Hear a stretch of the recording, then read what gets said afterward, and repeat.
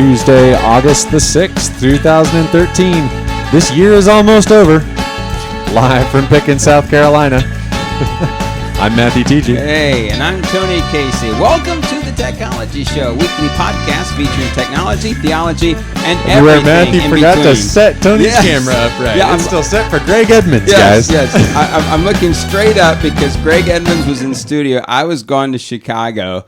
And so, I feel like the camera is up in the clouds. So hang on, earthquake. Here we go. I believe right before the show started, I said things have gone too well this week. Now we know why. This is episode 212. We welcome you to the Technology Show. Listen, Heath's out of town this week, and but in his place we have two guests in studio. Matt and Emily Miller are both graduates of Southern Wesleyan University, active in ministry for the last 10 years. Each has a passion to minister to the marginalized of our society. And according to Emily's parents, they have three exceptional children, Ethan, Cora, and Tabitha. Matt, Emily, welcome to the studio. Thank you. Thanks for having us. My parents would agree with that as well. Yeah, I figured that they would. Yeah, grandparents are that way.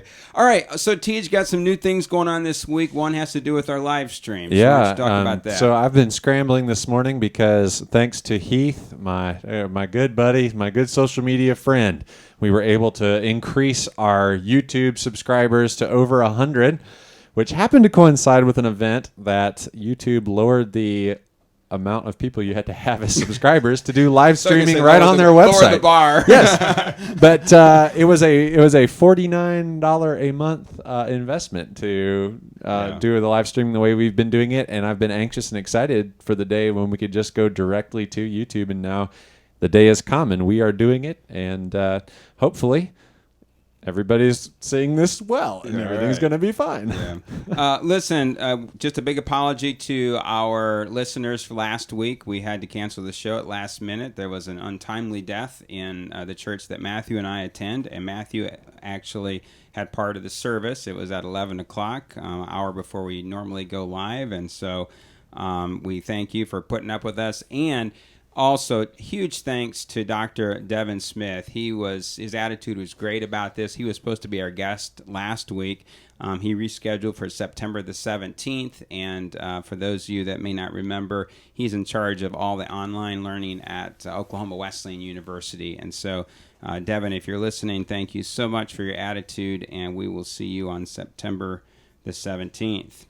All right, as I said earlier, we have Matt and Emily Miller in studio today, and they have become good friends over the years. I was trying to figure out how long we've known each other, about a decade, since your dad. Nine years, yeah. Yeah, since your dad started his reign of terror on the South Carolina district. That's for you, buddy, out there, if you're listening. Just kidding. They actually, the two of you pastored a church on the district, and I was supposed to be your district superintendent. I'm not sure. If I knew more about it than you did, it was like that much more. That was great. You let us do whatever we wanted, so it was great. Yeah. That almost sounds like the child who loves the parent because the parent doesn't put any restrictions. Right. Oh, they're the best parent. They just let me do what I want to do.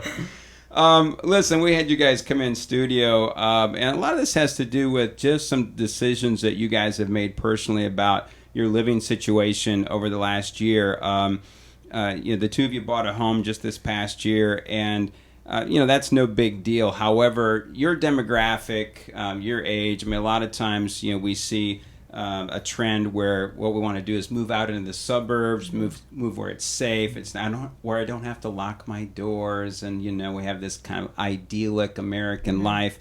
But you guys did the opposite. You intentionally moved into a metropolitan area, even into an area where once it was a thriving area, now clearly it's not a thriving area. So just to begin with, the first obvious question here is why?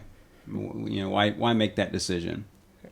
The simple answer is that God told us to. That's the interview. There, we're done. Yeah, that's it. Wrap it up.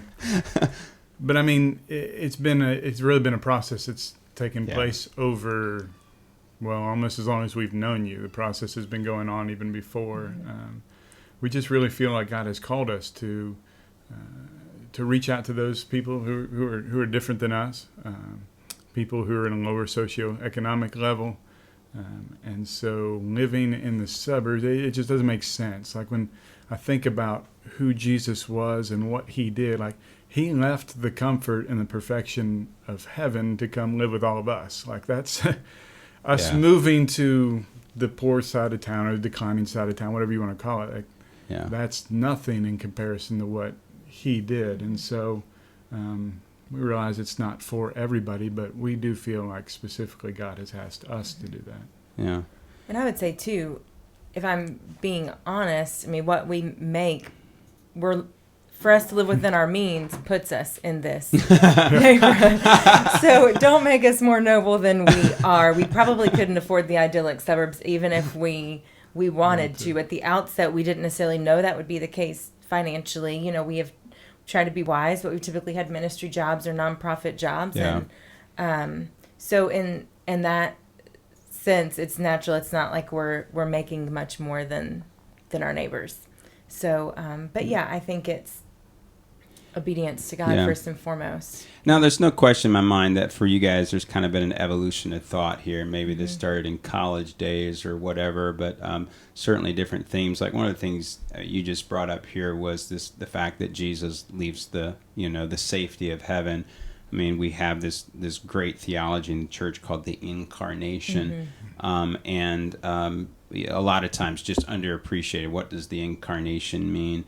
For you guys, what's been that evolution, evolution in thought, and especially as it relates to the broader issue of reaching out to people who are marginalized in the society?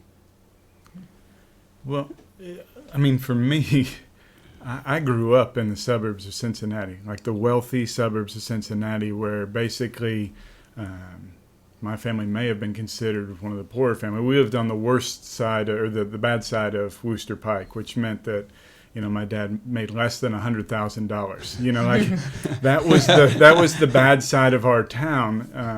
And so, like for me, that's almost all white people. Very good public school, like education was as good as if I was going to a private school somewhere. So that's what I grew up in and felt very comfortable in, and it was very good experience for me.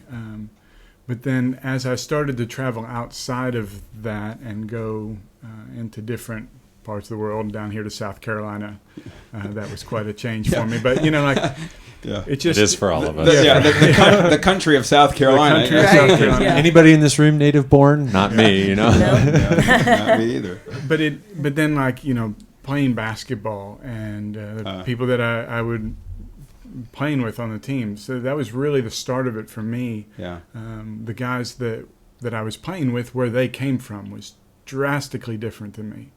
And I never really knew people intimately and had a good, solid relationship with people of a different race and people who would be considered poor. Like I just didn't know them individually. And so that was really where it started for me.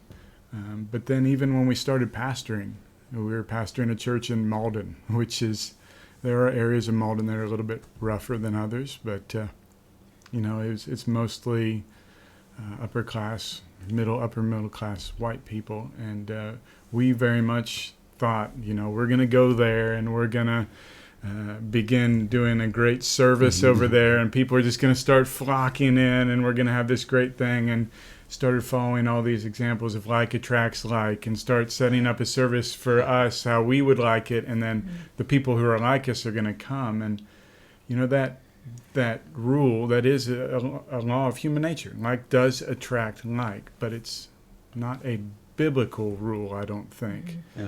Human nature is, in my estimation, it's part of the fall. You know, like our human nature is not our spiritual nature.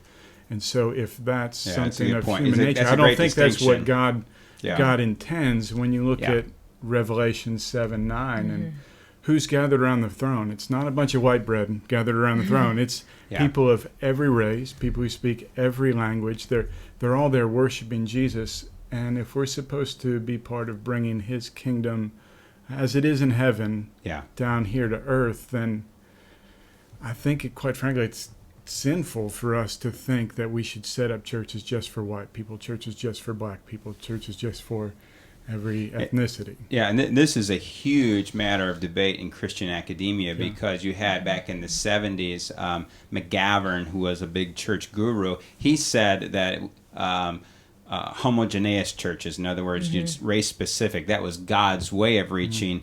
And right now, with some of the research of Emerson, Michael Emerson, Christian Smith, their book Divided by Faith, Emerson, all his research is really challenging that. And so his whole thing, his conviction is the same as yours, that no, we need to intentionally be moving to multi-ethnic, multi-racial. He thinks that's a better reflection of the kingdom of God. And a lot of debate right now. What's been your kind of evolutionary trail here with this? Yeah, I think growing up in the church, and as a pastor's daughter, I definitely saw.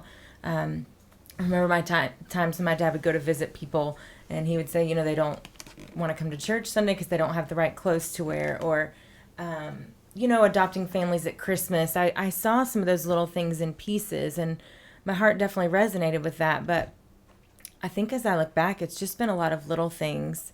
And I'll tell you, one of the biggest things that impacted me was when we were in Michigan, and I was just doing a lot of soul searching about the church. What is the church? Yeah. How do I answer this question? And someone had told me about a book and put it in my hands called Jim and Casper Go to Church. Easy read, highly recommend it. It's a Christian man and an atheist who the Christian friend invites his atheist friend to go visit Willow Creek and Mars Hill, then even a house church in California, just to get his feedback. And every single time Casper, the atheist, would say, I don't know, man, is this what Jesus told you guys to do? And that question haunted me. And after every church service, outreach event, small group meeting, is this what Jesus told us to do? And sometimes the answer was yes, absolutely. Yeah. But most of the time, after board meetings about church softball and choir practice, there was just something that felt like all of the resources being put into a program for everyone and spinning our wheels inside the church walls. What if that energy was directed to going? What if we actually knew our neighbors? Yeah. What if we organized block parties in our neighborhood? And what if that's how the church grew, instead of putting on a fantastic Christmas and Easter service, or maybe every Sunday morning's a fantastic service, and all you expect is for your people to bring people in. So I started wrestling with that, and then it's like, okay, well, if I believe in this going, where are Matt and I called to go? Where are we called to live incarnationally? I think every believer is called to live incarnationally, suburbs, rural, wherever. Yeah. But for us, we just looked back, and it was a matter of looking back over years of ministry and seeing, where did we most come alive? Okay, so you say you believe every believer is called to live incarnationally. I absolutely agree with that. Yeah. But now let's just go through. You were raised in the church. I've been in the church since I was 14. Mm-hmm. Let's be honest. We have a lot of people in the church that is not their mindset. Absolutely. It's not the concept that they have. That's not the understanding that they have, that we've been called to live incarnationally. Right. And I think for a while I turned my frustration toward the people in the church, and then I realized that the leaders in the church hadn't told them anything else. Yeah, right. The leaders said, come sing in the choir, teach a Sunday school class, not go love your neighbors. Right. I probably for one, maybe more generations, we have done people such a huge disservice by not showing them the beauty. And it's hard. Let me tell you, having deep relationships with people who are different from you. We were house parents for 3 years, and that's probably shaped us about as much as anything. But when you are sharing space and food and meals and rules and curfew and all of those things with people drastically different from you, it's beautiful, but it is hard. Yeah. It's very hard, and I can see why people shy away from it. I, in my nature, shy away from it, except that I've tasted enough to know the beauty on the other side. Yeah. You'll get burned, absolutely. You'll be hurt and betrayed. But you'll also see transformation in yourself and in the people around you. So You know, Yeah. I can't help but think we keep dancing around some really valid research that's out there. I've mentioned the book on this show several times, Divided by Faith by Michael Emerson, Christian Smith. And they have a theory in there. And I love the theory because a lot of times we can become really cynical in the church, like towards those that don't live incarnationally. But part of their research and their theory is this, that white evangelicals have been socialized in such a way that they don't see the world through any other lens, and the only way that they're going to is by intentionality. Right. It is rubbing up against people who do see it differently, who say, hey, wait a minute. And also, it has to do with relationships. So you talk about living in the, being house parents and living with these boys. It is that personal getting to know other people that there is no substitute for, that there's an experience in something that happens in that's not going to happen by me academically saying to someone, Right. oh, you need to understand this. I think a lot of it's based on fear. We tend not to accept things that we're afraid of, and we tend to be afraid of things that we don't know anything about. Yeah. Oh, yeah. And so when you talk about, Jesus says to love your enemies, for a lot of white people who grew up in the suburbs like me, my enemies were black people, like because I didn't know them. And so I'm around all these other white people and whose parents may have been racist. I don't feel like my parents were racist, but like I hear comments about that, and I don't know any black people. The only Right. the three guys that were black that went to school with me, one got expelled in 8th grade for holding a gun to a girl's head. Another one's spent time for attempted rape, and another one has been on and off drugs his whole, those were my examples of black people, and that's guns and rape and Enforce the drugs. stereotype. It reinforced that stereotype that Yeah. I was getting from my Right. peers' Yeah. parents as well. And so that's all I knew. And so it wasn't until I left that community and started having friends who had names. And that's when it became real for me. And when it became beautiful and started to change how I thought about things. So you have to get outside of that bubble. And it breaks the and stereotypes become, because you begin to form relationship with people. Yeah. And even some people, Emerson and Smith argue in their book that some people are trapped in socioeconomic stratas that white evangelicals don't understand. So Right. our basic premise in life is this: pull yourself up by your bootstraps. Well, we have the means to do that. Yep. We have all the access to jobs and opportunities, and what their research is saying is that many white evangelicals don't have the capacity to even understand that there are socioeconomic things that can keep us down. So you take again, another ideal that we have is if you do right things, you do good things. Right things are going to happen to you, and good things are going to happen to you. And what they say is, now take that into a depressed area of a metropolitan where this kid keeps working at Burger King and he's making minimum wage, but he's getting nowhere. Right. He's getting nowhere. And then his friend, who's out here on the street corner, is dealing drugs. He's coming home with $1,000, $2,000 a day. Yep. Now, we know in the long run that may cause him lots of trouble, but for the immediate thing, doing the right thing isn't paying off. If anything, it's keeping him locked in that particular social strata or that financial and socioeconomic strata. Right. I'm curious, so do you have people who express concern for your kids, when you make an intentional decision to you make a move like this? Right. Yeah, Of why course. don't you answer that one? Yeah. I can feel this one. You get it more often than I do, yeah. Yeah, and I don't know if people expect me to, be more of a mama bear. And, I think at the root of that question is perception, or I would say misperception. One, that you can control the safety of your kids. I mean, no one can guarantee that. Right. You put them in a car and you don't know. I mean, I realize that's oversimplifying some things. People would say, well, no, the crime rate is higher. Well, look at the numbers of the crime rate. Is it all gang related? So basically, unless my kid joins a gang, we're safe, or whatever it's going to be. It's just, Man, I've seen your kids. Gangs, they fit the gang They stereotype. absolutely, Sure, I mean, yeah. Definitely worried about that. No, I mean, it's just, the idea that you can control that. Yeah. Or that if you move to the right neighborhood, your kids are guaranteed safety. right. If you move to the wrong neighborhood. But we have that perception. We do. Yeah. And yet I know more people who've been broken into that live in really nice suburbs than I do people who've lived in an urban area. And so Yeah.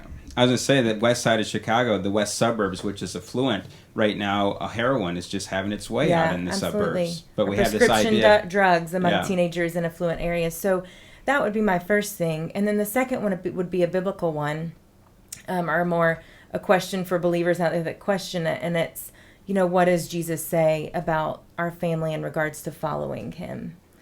And the fact is, he doesn't give us an out. Yeah. He doesn't. He doesn't Right. say, follow me unless you have small kids, and again, not everyone's called to do this. And we might be in a situation where we have to move out. I certainly wouldn't judge someone that has to do that. But the idea, one, that we can guarantee safety, or that the safety of my children should be a criteria in following Jesus. And someone also had directed me to a blog post by someone that's really shaken me up for a few months. And it's a basic fundamental question that, are we called to love our biological children more than other children? And to bring that home for me, am I called to love my son Ethan more than his second grade classmates that may need a safe place to go after school? Yeah. Because they have a single mom. That's challenging, man. It is, and certainly I know that we are stewards of our children. We're responsible for them, and Right. I would just say I'm more concerned with spiritually protecting them, providing a home where questions are welcome, and where when he hears something at school, he is a safe place at home. Providing our home to be a safe place for him, but also for his friends and their families. And so this question to me, especially when I get it from believers, is especially concerning. One, it says a lot about who we think is in control. And two, it says a lot about what we're willing to do to follow Jesus. I do think we live in a society where people idolize their children. It's, I think, taken a couple generations for us to get there, to go from children should be seen and not heard to children should be seen and heard as much as possible, and I'll give anything for them, and they need the right this and they need the right that. Now the kids are growing up on Facebook. Yeah, Right, just look at Facebook. yeah. They need By the right- virtue of their parents. What I mean, from birth to Absolutely. a timeline is being created. Yeah. And Yeah. so I think we live in a culture where it's really hard to put that on the back burner and say, what is God calling us to do? And I think the solution to that for people is the same as the solution we were talking about before, as far as race relations and things like that. Like, if people come to our house, like they drive through the neighborhood, and there are certain things. There's really shady corner about 2 or 3 blocks away where there are prostitutes that regularly work there. There's a sleazy pawn shop there. There's like video poker Is and there such a bars thing as a and things like that. non-sleazy bunch? No, I'm just joking. Do you have any pawnbrokers that listen to the show? Because there might be some Sorry. non-sleazy ones. But so we have all that right there. So people drive through that to get to our house. But when you're there and you're in our house, or if we're out front and we're talking to our neighbors, I think when people get to know the people in the community and they spend some time there, they realize it's really not any more dangerous than sitting out in the porch in the suburbs. Yeah. Right. Like, it's people are just closer in proximity. So some of that we set up straw men to knock down. You imagine things that aren't nearly. Now for you, Matt, I don't want to get you in trouble on the air here. Now you and I share a gift, and it's called the gift of sarcasm. Yes. And we had a couple email strings, but in all seriousness, I mean, for you personally, I mean, just the way that you're wired, you even have trouble kind of being patient with that kind of a question like that. Yeah. And I guess that part of that's just informed so much by you just don't feel what reflects a kingdom value. Yeah. Well, I mean, in a lot of cases, to me, it just comes down to selfishness. People just wanting to be concerned about their own safety, or really, I think the problem that most people have when they ask questions like that is the reason I'm not going to do this is because I don't want to put my children in harm's way. And so if I have a reason for not wanting to do that, then I'm off the hook. I don't have to do this stuff, even if Jesus tells me. And it's a noble reason, right? Yeah. I mean, it's something that is it's going to be accepted everywhere. Yeah, and in most places it's accepted. But like it's just, to me, it's faulty reasoning by people who should know better. I've gotten better over time, just being a little more patient. And I had the reaction in my head; it just doesn't come out as quickly until we follow up with a little conversation. So it's gotten better, but it's usually a gut reaction like that's just not right. So you should know better. Yeah. I want to shift gears here in a moment. Again, I just want to put people aware of research and get right back to some of the research that Michael Emerson's doing in books subsequent to Divided by Faith. He's done some great research that talks about if people attend, we'll make decisions like you have made, where you go into a community that is more ethnically diverse, and you decide, hey, I'm going to attend a church that's term they use is heterogeneous, in other words, lots of ethnicities, that those decisions aren't made at a whim, that people do that because they finally say, you know what, I'm not comfortable with it, but I'm going to do this on the basis of principle. But there's something that happens, and so let's say you attend a church for 7 years and you leave it, and when you leave that church, and maybe there was even a problem there. You leave and you say, well, I'm going back to my homogeneous church. Their research is showing them that doesn't last very long, that something has happened in that environment of heterogeneous worship, that they will leave that homogeneous church and won't stay there very long, and they'll get right back to another, and that there is something that transforms them. Actually, I think it taps into a learning principle of experiential learning, which goes to the broader point that if we don't push ourselves on this issue, that it is not something that academically we can learn. It is something that we have to experience. Right. There's a thing called the Medici effect, and I first learned about this. It was Dave Gibbons, I think, wrote a book called The Monkey and the Fish, or The Fish and the Monkey, but it was basically lessons on liquid leadership. I don't remember anything else about the book except for the Medici effect, and it basically said when people of different cultures get together to solve problems or to work on projects together, their different backgrounds and things always bring together a richer solution or something that's much better than if a bunch of white people get together. We all know the same thing because, like you were saying, we're all socialized the same way, and so we think the same way. We come up with the same solutions. We've seen the same solutions working in other places, and so we always go back to that together. But if I go back to what I know, and there's people from other cultures that go back to what they know, those are different things. And when they get melded together, is something beautiful that happens, much more rich than... Yeah, and Emerson's research is showing that there's a transformation that takes place, and that one can no longer go back to what they once knew. It's not satisfying anymore. They've realized a better way of understanding. Real quick, let's shift gears here and talk about something called Community-Based Ministries Cafe. I know this is something that's going to take place in our district in the fall, and for the South Carolina district of the Wesleyan Church. I think you're the point person on this. So for someone who's not familiar with this, maybe explain what it is and what are the goals of it. Yeah, it's November 2nd, and the registration is up online. Now you can check it out by going through the Wesleyan website. Yeah, we'll link that. You sent me a link. Okay, we'll put that in our show notes. But it basically, Christian Community Development Association, CCDA, is based out of Chicago, and they have partnered with the Wesleyan Church to put on one-day trainings to help people who are interested in finding out more about community development from a Christian standpoint. And so the Wesleyan Church finds a local leader and a place for the meeting, and then kind of they're going to send somebody from their headquarters in Chicago to teach about the basics of community development from a Christian perspective. And then we find local leaders who can lead breakout sessions on specific things that you can do to help bring about true community development in your church's area, your church's community.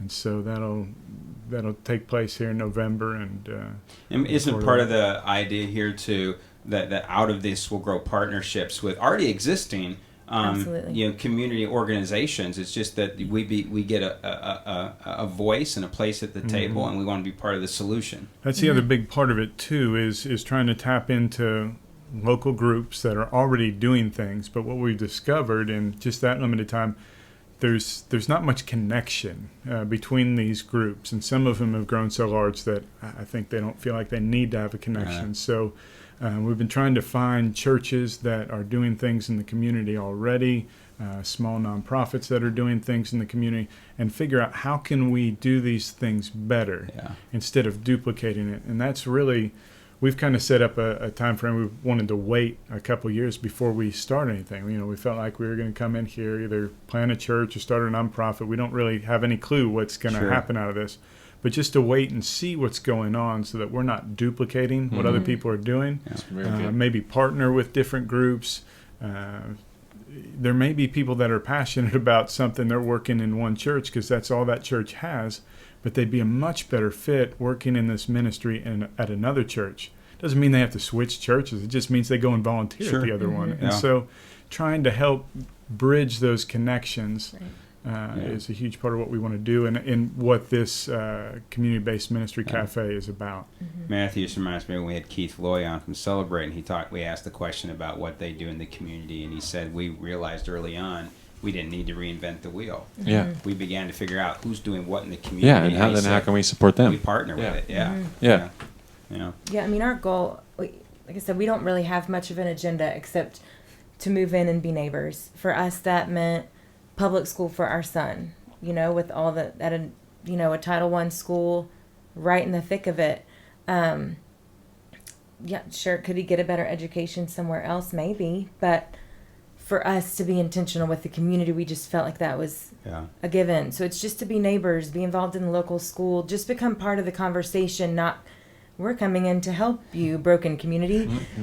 But who is my neighbor, really? Right. In fact, their community might not be as broken as we think it is. It's just maybe we come in and model family for kids growing up without a set family unit. Maybe it's, like I said, snack after school with our son and let's help you with some reading. Or, it's just to be part of the community and part of the conversation of Greenville. Like, what's going on and how can we not displace people and push people out, but begin some just relationships and valuing people and just modeling maybe a different way. And it's just a change in mindset too of going in like a needs-based community development. You go in and you're basically saying what's wrong with you, what are the needs that we need to fix. Whereas if you go in with what they call assets-based community development, you're going in and saying what's right about you. This community, the people in this community are all created and made in the image of God. God has gifted all of these people. And so what is right with this community? What beautiful things are already happening, but then also individually, what are the resources there? And so how can we use all those resources and assist in using those resources to help the whole community develop and begin sharing things and living like the early Christians did in Acts, where you're wiping out needs in your community, not from outside resources, but because the people in the community are helping each other. Very good. Well, this has been good, and we appreciate you guys taking time out to be with us. Going to ask you to stay right here in studio as we transition. Next week, we're going to have as our guest Jessica Harris. This is someone that Luke Gilkerson from Covenant Eyes put us on to, and she's gracious enough to join us. So I want you to watch this promo, and afterwards we'll go to They Said It. I was researching for a school project and found a video website that had a bunch of scientific videos on it. And one of the videos was a porn video, and it didn't have any labels, it didn't have any warnings. You just clicked on it and it just played a porn video. It was hardcore pornography, and so it was way too strong. It was scary. But it still had opened up that door where, okay, this is the world that I haven't explored yet. This is what I was looking for. So I began to sex chat in chat rooms, and it filled that need of having that connection and having men desire me and having men pursue me and feeling like I belonged and I was acceptable and I was beautiful. And pornography kind of became almost research to be able to do the sex chatting better. They would ask me to do things I didn't understand, so I would go and look it up and figure out what it was. Eventually, it just transitioned to I didn't need the emotional connection anymore. I didn't care. And I just went right into pornography and never went back to sex chatting again. I think the biggest thing looking back is I lost my joy. When I was little, I can remember just being so full of energy and life and creativity, and I wanted to go outside and just, I would sing because I was happy. And when I got exposed to it, when I started diving into it, I lost that, and I lost the connection that I wanted to have with real people. I wanted to have that connection with these people online because for some reason it felt more genuine with them than it did for my own family and my own friends. It felt more real with them. So I started to fall away from my family, and I didn't want them to talk to me. I lost all of my joy and my love for life, and my world started to kind of revolve around feeling better about myself. Because when I was done with pornography, I'd feel horrible about myself, and I'd go back to it again to feel better about myself again. I didn't have real people, and I didn't have friends all through growing up because I was so afraid of people getting close to me. And so I would react to people in anger a lot just to keep them back. And I became this very angry person just to keep people away because I didn't want them to know what was going on. And I kept thinking, if you really knew what I was doing, you wouldn't love me. I completely changed. But I could play the face too. And I knew how to give people what they wanted.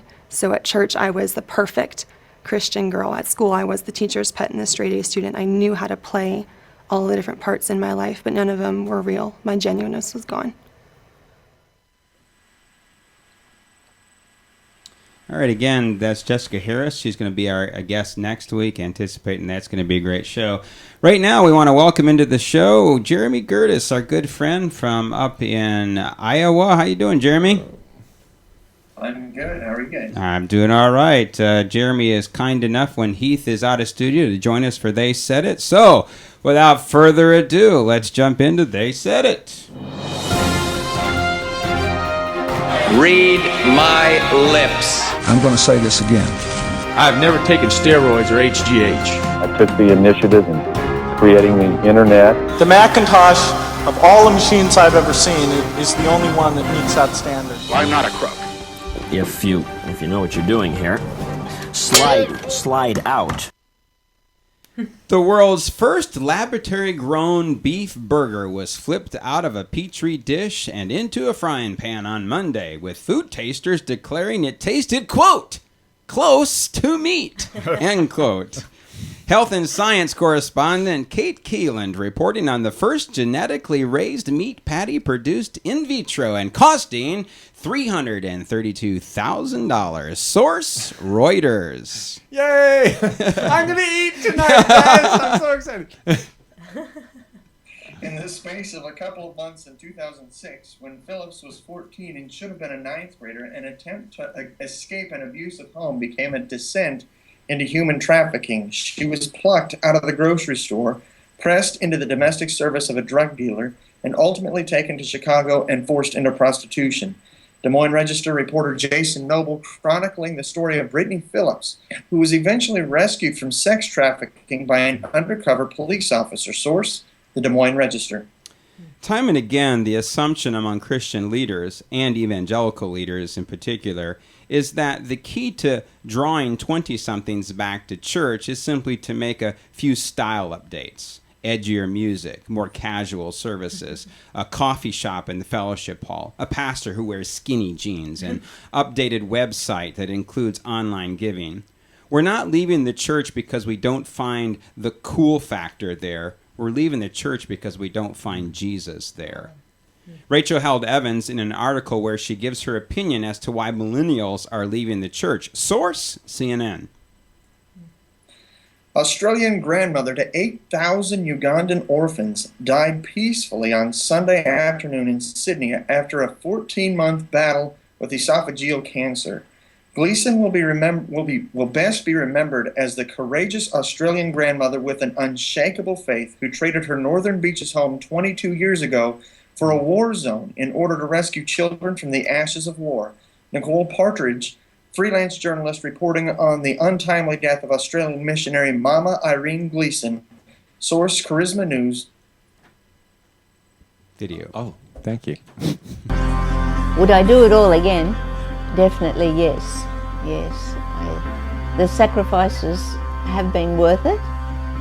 And but I think the best thing was my walk with the Lord is so close. That's why I have no fear at all of going up to be with Him very soon. And unfortunately, you meet Jesus amongst the least. So when something is very physically uncomfortable, that's when spiritually it's the best. And that's what I've learnt. Is you want to be close to Jesus, you want to be in His presence all the time, well, go where the least of His brothers are and get in amongst them, and you'll be walking hand in hand with Him. So that's been the best thing of my life, 22 years. So I didn't even know who Irene Gleason was till about 3 weeks ago. I don't know if you did or not, Jeremy, but this is an outstanding story. A woman who, trades a nice suburbia life, comfort, everything. Just leaves all of that because she feels the call of Christ. And I would encourage our listeners. I think you had a chance, didn't you, to watch the tribute video, Jeremy? I did. Very moving. Yeah, and she, again, she goes knowing nothing. She hits the ground, and she's starting from ground zero. She doesn't even know where to start, but just does. Just has this ministry that grows over the years. And the video clip that we showed our listeners there at the end, I just took 1 minute out of a 3 or 4 minute clip. When she recorded that, she knew that she was dying, that she only had a few weeks left to live. And it's such a triumphant just testimony on her part. Absolutely. Yeah. Absolutely. I thought that quote about when it's physically uncomfortable, it's spiritually the best was amazing. Yeah, and she's how about her comment there? If you want to find Jesus, I found that you have to go to the least of these to find Jesus. If you want to find Jesus, that's where you're going to find Him. Mm-hmm. Yeah, absolutely. All right, let's keep working. Why does it surprise us? Say that again. I said, why does it surprise us that we have to go to the least of these? Because that's where He said He was going to be, doing His Father's business. Well, I don't know. Why does it surprise us? I guess because those are passages that we don't, emphasize very much, or that maybe we don't take literally. Yeah, I don't know. Take to a literal conclusion. I think for a long time we left it to the missionaries. The career missionaries would go to the least of these, in Africa or somewhere over there, and that those extreme passages were for extreme disciples. Yeah, I think was kind of the mindset when I was growing up. Good observation. Yeah, and that he calls other people to do that. Go ahead, Jeremy. If I can just throw a little wrench in there, I wonder, in our American mindset, there are a lot of us that think that we're poor. We think we're the least of these, when in reality, we're the 99%, man. 1%. Come on. Yeah, I was just gonna say that. Now that's this has been you grind all the time. I love grinding this axe because it kills me. The whole 99% mentality just kills me. I can't stand it. Yeah, that by a world standard. Yeah, we are not the 99%. That's right. Yeah. All right, let's keep working our way up here. So the Rachel Held Evans article, I don't know if you had a chance to read that, Jeremy. I did. Yeah, I've said before that Rachel is one of those, she's like Philip Yancey in the same way. I have the same reaction to her as I do Philip Yancey. He has me cheering at the beginning of a paragraph and cursing him at the end of the paragraph. So I don't know that I always agree with Rachel, but man, she gets me to think. And I think some of this, I just think she's right. I agree entirely. Yeah. One of the things you and I talked on the phone about, Jeremy, in relation to this story was that 5 years ago, one of the fastest growing churches up in the Wheaton area was a high liturgical worship church, and it was among college students. and there was a lot of mystery about me. Like no one could quite figure out why, because that was bucking everything that we knew. And she talks about that millennials are looking for something that's anchored a little bit more in history and and the church triumphant and the church historical. Absolutely. Yeah, I'm just curious to some of your thoughts there.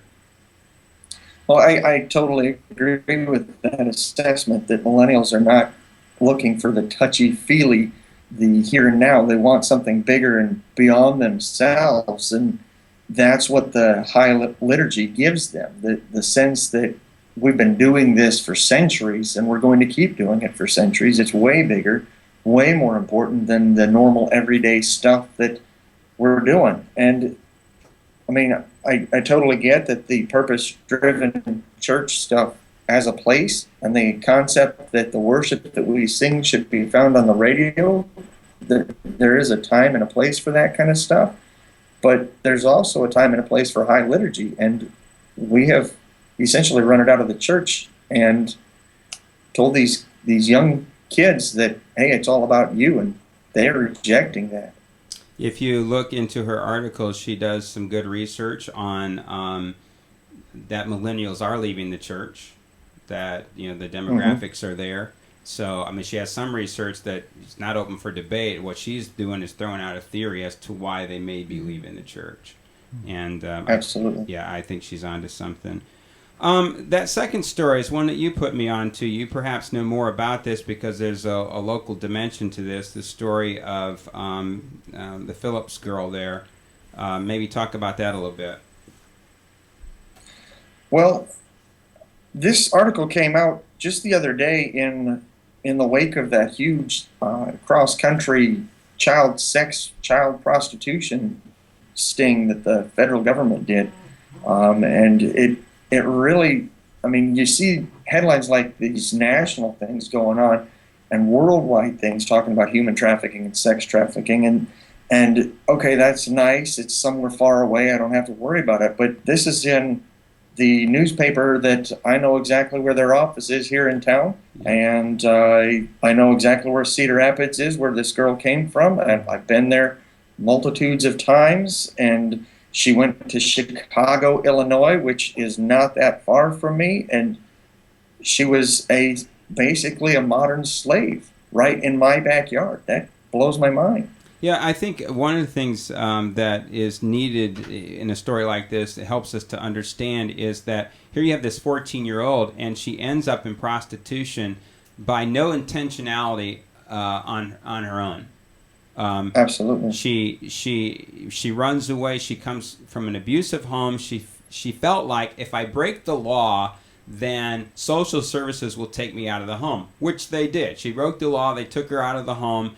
Then she's in a group home. Her and another girl decide they're going to run away, and she's lured in by a guy who says, "Oh, wow, you could be a model. You look great."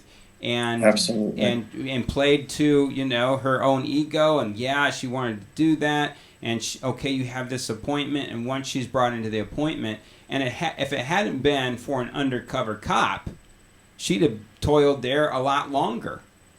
Absolutely. And even when she was found in the story, she talks about how she feared the law. Well, what's going to happen to me now? Am I going to spend the rest of my life in prison? And part of this is what her captors are telling her. Yes. Yes. Yeah. If you go to the law, then this is what your life is going to be like. You're going to spend. Yeah, they're going to throw you in jail. They're going to make your life miserable. Yeah. Absolutely. Yeah. It's just a great awareness story. Okay, last one here. So, the genetically engineered meat patty. Who's up for a burger after the show's over? So like, Jeremy, are you funding this for us? Is this something that you...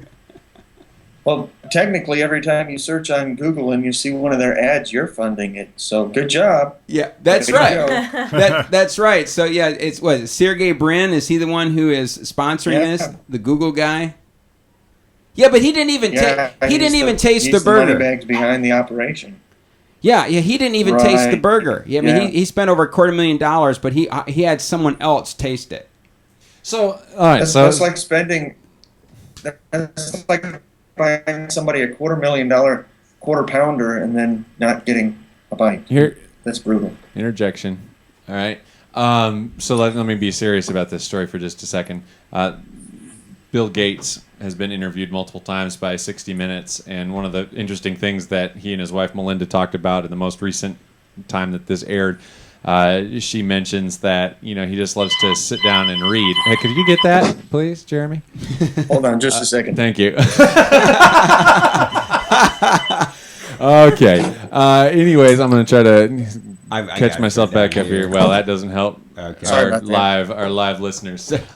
So he just will pick up something random and start reading it. And she was talking about how he'd been reading about fertilizers. And so the interviewer asked, well, why is that? And he goes, they're just fascinating. And of course, he's a great humanitarian, Bill Gates is. Yeah. He talks about how, we couldn't be doing what we're doing. The world as it is right now could not be sustainable for people to have food without these advances in science that have brought fertilizer, that have caused production and yields to go up. And you can watch a documentary about waste.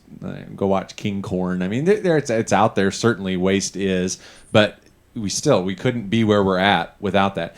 And this could be something that that is the hope. That's the hope. Right. That you're able to do something that currently we can't do.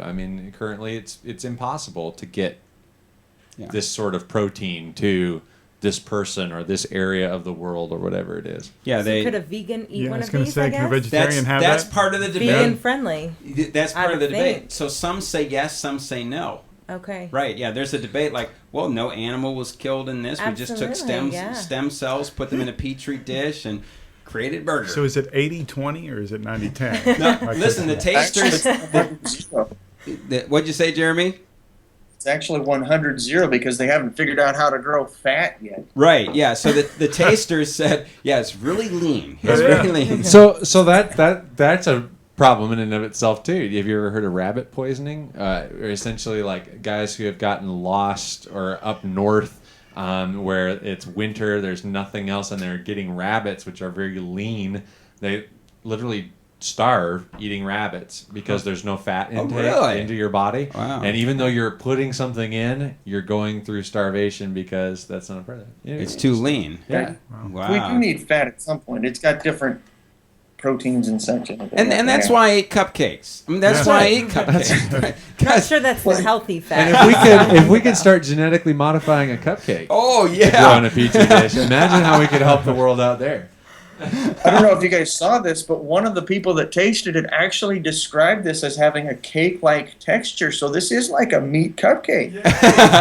So we have bacon, the candy of meat, and we have lab-grown steak as the cupcake of meat. For some reason, a meat cupcake is not selling me. It's just not. I'm not there. So good. We could figure out a way to whip like the A1 sauce into some sort of frosting that could pile up over the top. A1 buttercream. Yes. Yeah, we're gonna have to bring the cost down. Just like if we could get this burger down to like $10,000 or something, Is it sad One that of the we spend more time researchers on said this than that human trafficking? Yeah, probably. One of the researchers said that was the whole point of this, that we would be catering to beef eaters who want to eat beef in a sustainable way. That we're trying to make it sustainable for everybody, but I don't know. My budget doesn't sustain $332,000 very well. So I guess conceivably, if you can raise beef in a petri dish, then I guess you could raise poultry, or I don't know. I'm just. Why not? Why don't you get on that? Doing it. I'm not getting For that matter, why can't you raise kids in a petri dish? Oh man! Hey, that's off limits. Don't go there. Bioethics. We can't go down that road. No reproductive technology discussions on the technology show. Oh no! Yeah. We've had them before. Jeremy just took us somewhere though that none of us were ready to go yet. Yeah. One of our most popular guests is Paige Cunningham, who we've had on for a couple times. Bioethics. Oh man, she's awesome too. Yeah, so let's see. We need to get her on the show and see what she thinks about petri meat. Petri meat. It would be interesting to see. No, seriously, because one of the things. Now, in all seriousness, one of the things that Paige talks about is her concern is that we have all these technologies but our technologies outstrip our ethics. So That's true. we do it because we can. Who's asking, ought we to do this? Yeah. You know, and what's the, where's it going to lead? So That's a line from Star Trek VI, The Undiscovered Country. Just because we can do something doesn't mean we should. There we go. He brought Star Got Trek. your Star Trek reference for the day? Thank you, Jeremy. All right. Well, Jeremy, thanks for joining us. Hey, where can our listeners find you? You can find me on Facebook, on Twitter. I have a blog, jgertis.wordpress.com, and that's me. All right. Or you can come to my church here in Des Moines. We'd love to have you. A vacation destination, right? That's right. Deborah Yeah. Heights Wesleyan Church. Yeah. All right. Matt, I know you love Facebook. I think you hang out there all the time. There's the gift of sarcasm coming in here. Oh, okay, you're on Facebook, but you don't hang out there. Yeah. All right, I go on about twice a year. Yeah, where can if any of our listeners want to contact you guys, where can they?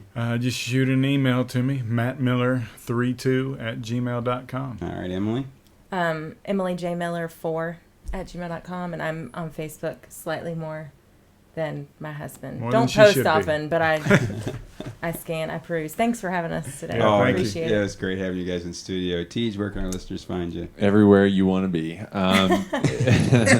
MatthewTG.com for me. Tony, you're All right. AKC64 everywhere you want to be. That's right. Let me tell you real quick about, again, next week we have Jessica Harris of Beggar's Daughter. She'll be on the show. I think that's going to be a fascinating show, fascinating discussion.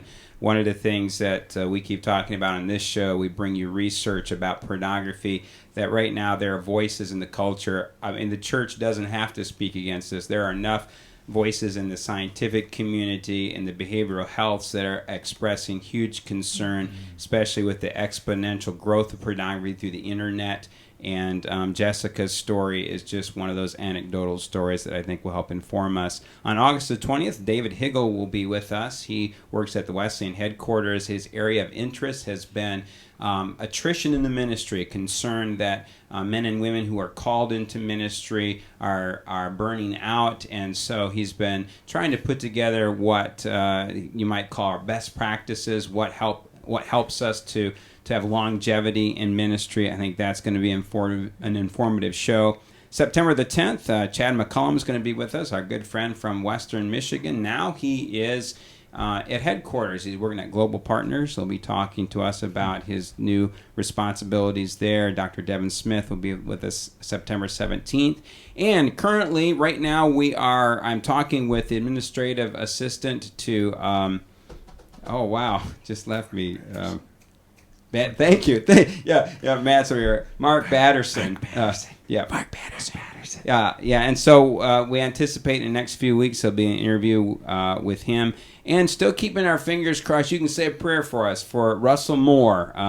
We've got some emails going back and forth. He is the author of Adopted for Life, and we want you to know who this person is. Oh man! And we need. We want to combine him and Rosaria Butterfield together, get them together at the same time too. Yeah, because she's a huge fan of his work, and I think that he would. Yeah, I think that he's very appreciative of hers. So, all right.